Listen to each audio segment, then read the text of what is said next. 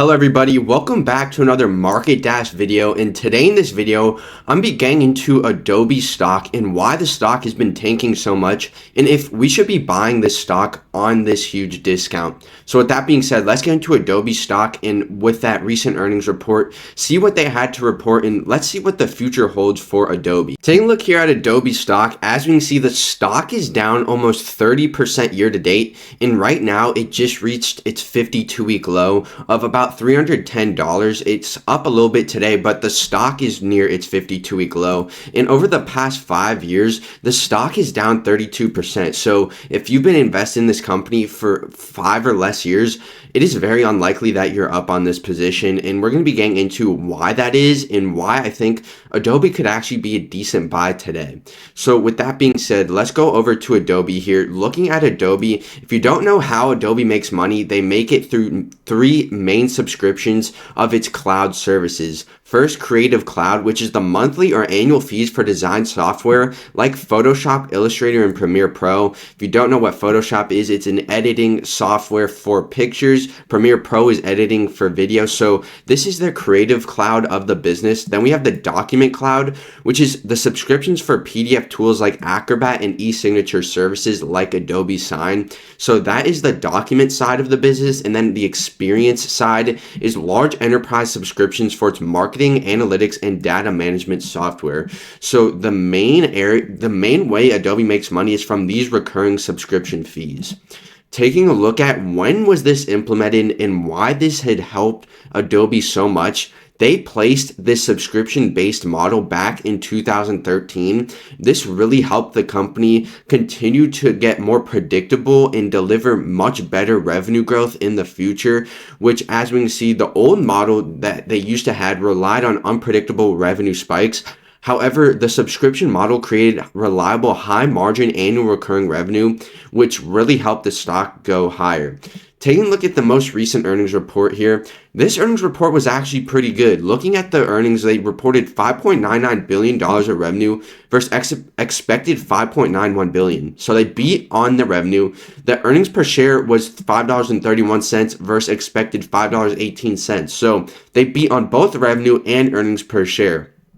And as we can see, for the guidance for the future, they continue to raise guidance as of the most recent quarter. We can see over time, the earnings per share continues to go higher. As we can see, the revenue also continues to go higher. Every single segment basically continues to go higher besides the digital experience segment of revenue. That has been basically the same, but everything else, they have been raising their guidance for. So that's the good thing with this company. So while the stock goes down, the company continues to do well. It's just the sentiment around Adobe in the future, the uncertainty of the future of Adobe. And with that being said, the main problems with Adobe is going to be the competitors here. The main competitors is Canva, CapCut, and Figma. This is the biggest problem people have with Adobe is the competition for the future. And another big one, which is definitely the biggest one, I think, is AI. People are scared about how AI will potentially harm the market share of Adobe because, for example, Google with Nano Banana, that is going to be rivaling Adobe Photoshop directly, and you can basically just write in whatever you want into Nano Banana and edit that picture for you. However, I do believe that Adobe has a much more positive future than what others think. The reason for that is because I believe people want to have more control over editing, and also the editing aspect of Adobe isn't even the entire aspect. So we got to also keep that in consideration. It's not all the revenue comes from, say, Photoshop and Premiere Pro.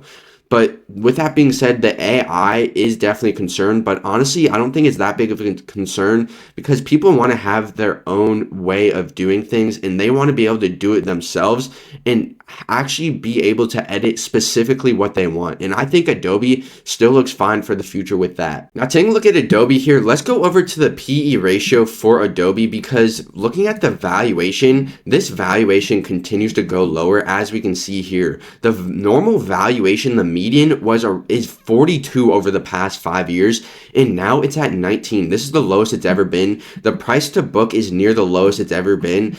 Basically every single valuation metric is at its lowest. So that can show a good sign if you think that Adobe will be able to still grow at, say, the same rate in the future. If you think that AI won't hurt them that much in the future, I think that this is a good time to buy. It's just whether you believe that this company won't be as hurt in the future from AI. And take a look at the average price target here, $427. So that's a 35% upside. And this looks very good for Adobe here. Also, the intrinsic value here, the intrinsic value we get is $489 per share. So this is technically undervalued by 35% from today's price of $316. So I think Adobe is definitely a very interesting company. I think valuation standpoint, this looks very good. It's just, are you willing to invest in this company? Do you think the risk is not high enough compared to the reward? Do you think the reward would be better than the risk? Because you got to think about the uncertainty of the future, whether or not the competition eats at Adobe's market share. If that does happen, then I don't think you'll get that much return. But if you do believe that Adobe will continue perfectly fine throughout the future and say AI doesn't affect them at all, then I think this would be a very good time to be buying Adobe. So thank you guys for watching this video on Adobe stock. If you want to go check out market-io, click the link in the description. Also, you can sign up for the newsletter to get weekly updates. So thank you guys and see ya.